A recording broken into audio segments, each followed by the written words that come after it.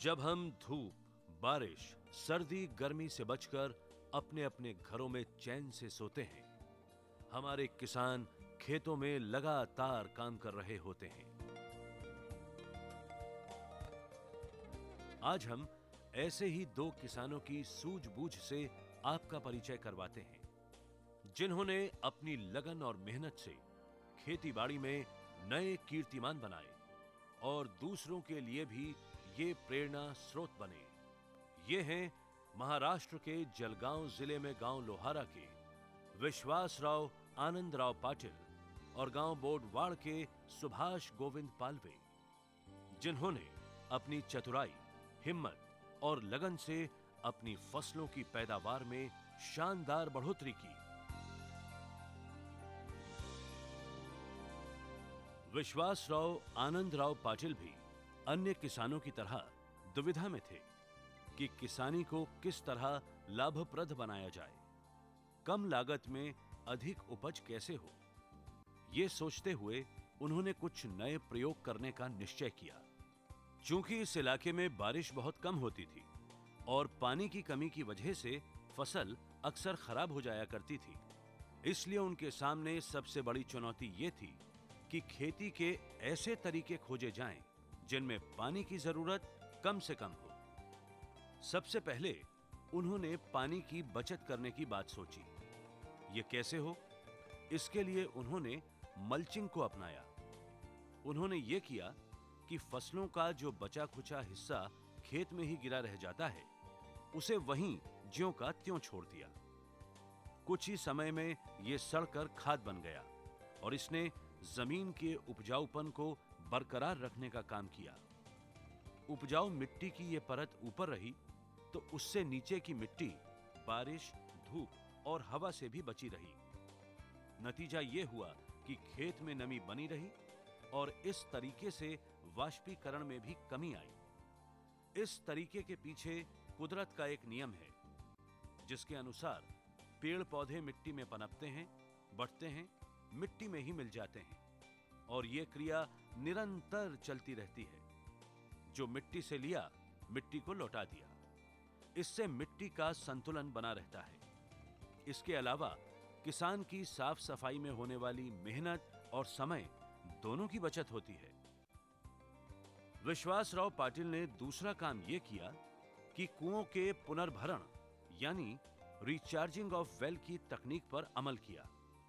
इसके लिए बड़े बड़े गड्ढे खोदे जाते हैं ताकि बारिश का पानी बहकर इधर उधर ना जाए। कुएं बनाए जाते हैं ताकि उनमें पानी जमा होता रहे। तालाब के किनारों पर बांस के पेड़ लगाए जाते हैं ताकि पानी रुका रहे और इस तरह जब सिंचाई की जरूरत हो तो उस पानी का इस्तेमाल कर लिया जाए। जो पानी बहने वाला था खेत में का, वो वहीं अड़ाने जिराने का काम किया। यानी आज की संकल्पना जो है रिचार्जिंग ऑफ द वेल, विहीर का पुनर्भरण, वो हमने इस तरीके से किया है। पानी की समस्या सुलझाने के बाद जैविक खाद का इस्तेमाल करने का निश्चय किया। जो किसान रासायनिक खाद का इस्तेमाल करते थे, उनसे भी उन्होंने जैविक खाद का इस्तेमाल ज्यादा से ज्यादा करने की बात कही। इसके साथ ही ये खाद किस तरह तैयार की जाती है, इसे स्वयं करके दिखाया। जैविक खाद के अंतर्गत मुख्य रूप से FYM यानी farm yard manure, compost, green manure और वर्मी कंपोस्ट आते हैं। फार्म यार्ड मन्योर तैयार करने के लिए उन्होंने बताया कि गोबर को कम से कम 1 मीटर के गड्ढे में इकट्ठा किया जाता है और उस पर मिट्टी की परत चढ़ाकर बंद कर दिया जाता है। 4-5 महीनों में गोबर एकदम सड़ जाता है और खाद बन जाता है। इसी तरह कंपोस्ट खाद तैयार करने की आसान विधि समझाई। खलिहानों के कचरे जैसे खरपतवार, गेहूं धान के भूसे, डंठलों, गन्ने के अवशेष, सड़ी हुई सब्जियां, रसोई का कूड़ा आदि एक गड्ढे में जमा करने के बाद उसे गोबर की परत लगाकर बंद कर दिया। ये खाद 3 महीने में तैयार हो जाती है। कभी भी हम एक खेत में एक फसल नहीं लेते, चौरस पीक पद्धति हम लेते हैं। एक खेत में कम से कम 4 फसल हम ले, कम से कम।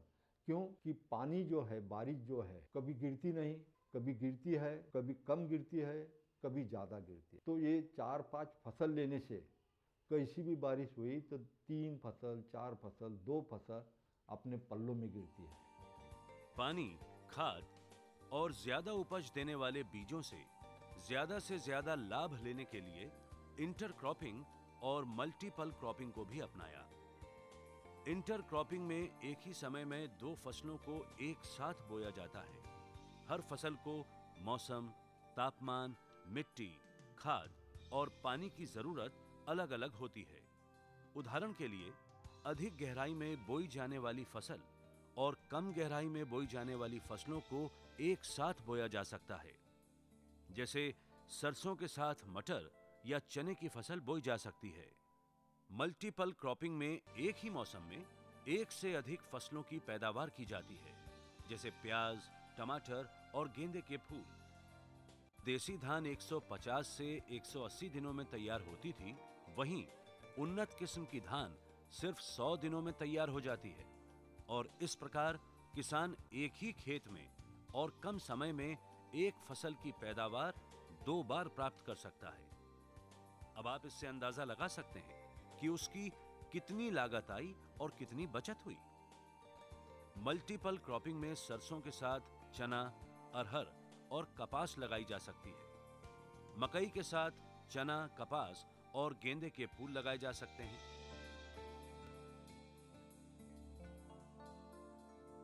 पाटिल ने गन्ने की सी 94012 किस्म का चुनाव किया। जहां देसी किस्म से 60 टन की उपज मिलती थी, वहां इस किस्म के उपयोग से उन्हें 80 टन की उपज मिली। शरीफे की उपज में तो जमीन आसमान का अंतर रहा। लोकल किस्म से उन्हें 100 किलो उपज मिलती थी, जबकि हाई यील्डिंग वैरायटी के इस्तेमाल से उन्हें 280 किलो की उपज मिली। भारत कृषक समाज के सभासद होने के कारण उनका पूरा मार्गदर्शन हमको रहता है। भाऊ ने जो गन्ने की खेती की है, बगैर पानी की गन्ना कैसा आता है, उसका एक अच्छा उदाहरण उन्होंने किसानों को बताया है।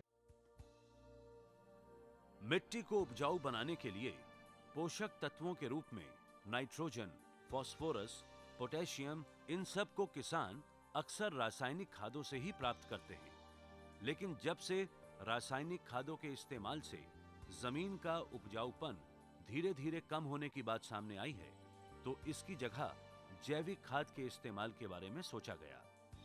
जैविक खाद प्राकृतिक स्रोतों से प्राकृतिक रूप से तैयार होती है और इसका सबसे बड़ा फायदा यह है कि यह रासायनिक खाद की तुलना में सस्ती और प्राकृतिक होती है। इसके इस्तेमाल से मिट्टी की गुणवत्ता बनी रहती है।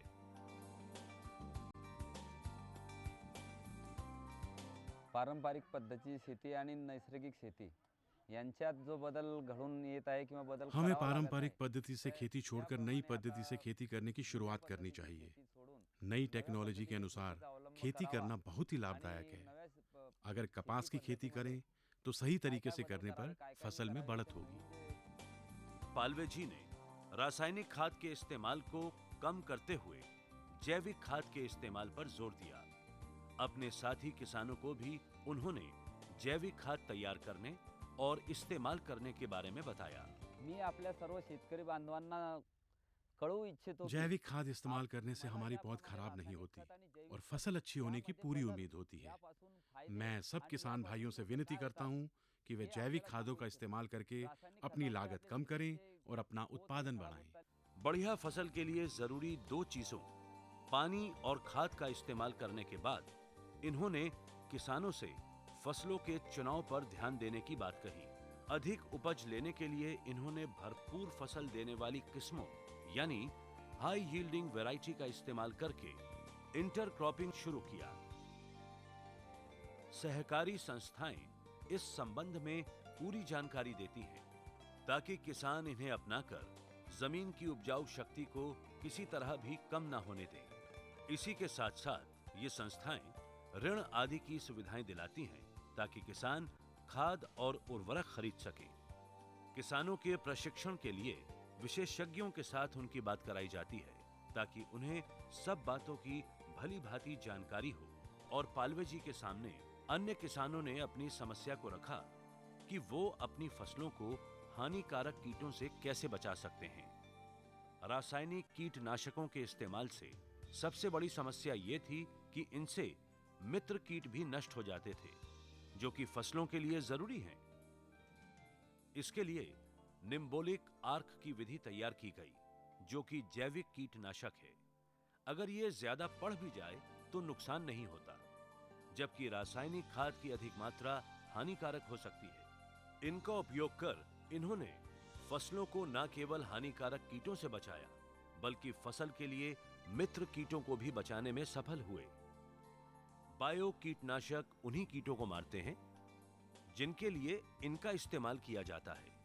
ये प्राकृतिक स्रोतों जैसे फल, सब्जियों से बनाए जाते हैं, जो असरदार होने के साथ साथ अपना काम करने के बाद तुरंत प्रकृति में घुल जाते हैं। बायो कीटनाशक का ट्राइकोडर्मा नाम का कीटनाशक एक असरदार उदाहरण है। ट्राइकोडर्मा एक तरह का फंगस है जो कि मिट्टी पर असर करता है। फसलों में फुंगी लग जाने से सारी फसल बर्बाद हो जाती है। ट्राइकोडर्मा कीटनाशक ने इस समस्या से किसानों को मुक्ति दे दी है। सुभाष गोविंद पालवे किसानों के लिए मार्गदर्शक और प्रेरक की भूमिका का निर्वाह करने में सबसे आगे रहते हैं। किसानों का ऐसा मानना है कि कोई भी कठिनाई हो, ये उसे चुटकी भर में दूर कर देते हैं। बात चाहे ऋण लेने की हो, या सहकारी संस्थाओं में भागीदारी की हो, या किसी नई तकनीक के बारे में जानकारी प्राप्त करने की हो। ये किसान बोडवाड़ विकास सेवा संस्था की सहायता से अपनी बहुत सी समस्याओं का समाधान पा जाते हैं। ग्राम पंचायत में भी अपनी समस्याओं की चर्चा करते हैं और सभी मिलजुल कर हल निकालते हैं। पाटिल जी और सुभाष जी ने परंपरागत खेती में बदलाव लाकर, जल संचयन के तरीके अपनाकर और जैविक खाद का इस्तेमाल कर इस बात का एक अच्छा उदाहरण पेश किया कि हम कम लागत में भी अच्छी खेती कर सकते हैं। इनका मानना है कि हमें 1 और 3 के अनुपात से खेती करनी चाहिए। मतलब ये कि 1 रुपया खर्च कर हम 3 रुपए कैसे कमा सकते हैं, हमें ये सोचना होगा।